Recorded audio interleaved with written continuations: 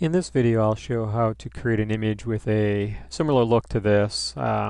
It's a fractal based image using some of the fractal brushes in TwistedBrush and some filters.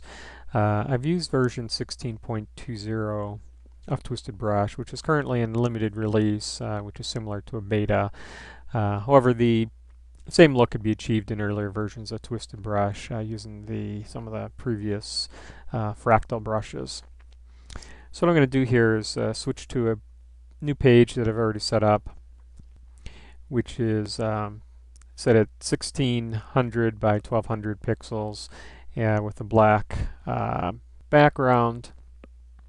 I did that obviously with just selecting black and using the fill page option here. First thing I'm going to do is create a new layer. I'm going to click on the layer mini bar to create a new layer above the background because I want to paint the fractal on a transparent layer. It just gives a little different look that I'm going for.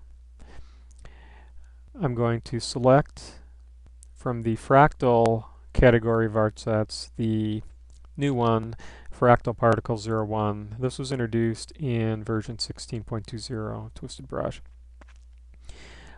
Fractal Particle Lume Vary 2, that's going to vary the luminance of the brush strokes, and keeping just using a single color. In this case I'm going to be using red as my base color. Also I'm going to switch the stroke speed and the edge softness to settings that I know I want to use for this. In any art set, when you see this little gear icon, those are modifiers to your currently selected brush. So anytime you see that, you can go and select one of your core brushes. In this case, this art set has 5 core brushes. And once you select the core brush, you can come back in here and select one of the modifiers, and you'll alter your core brush. So this gives you a lot of combinations without having hundreds and hundreds of different brushes. This allows you to more directly modify the brush. So I know I want to change the stroke speed, and I know I want to change the edge softness. Now I'm going to start painting this fractal. I'm zooming out here so I can see the entire image. Now I'm running on a fairly old, slow laptop right now.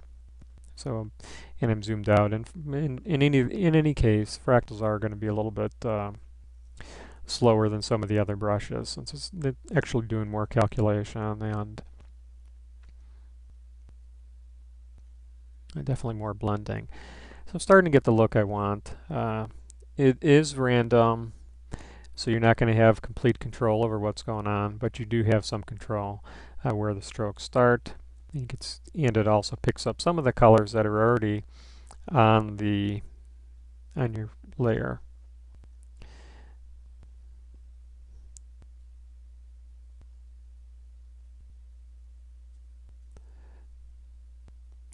So I think that's going to be good enough for this demonstration right now. What I'm going to do is flatten this. So I've merged the layer to the background, so now we just have the one layer. I'm going to go to Filters, Stylize, Outliner 1. I'm just going to take the default here of 50%. I'm going to say Apply and Continue. Now that's given us some edge sharpness that I'm looking for. And now I'm going to go to Brightness and Contrast category, go to Levels, and I'm going to really move this down to somewhere in the 50% range. You could look at the colors and see when it's giving you the results you want. And I'm going to say Apply and Exit. Last step here, I'm just going to resize the image down to give it a little more crispness to 800 by 600. Say OK.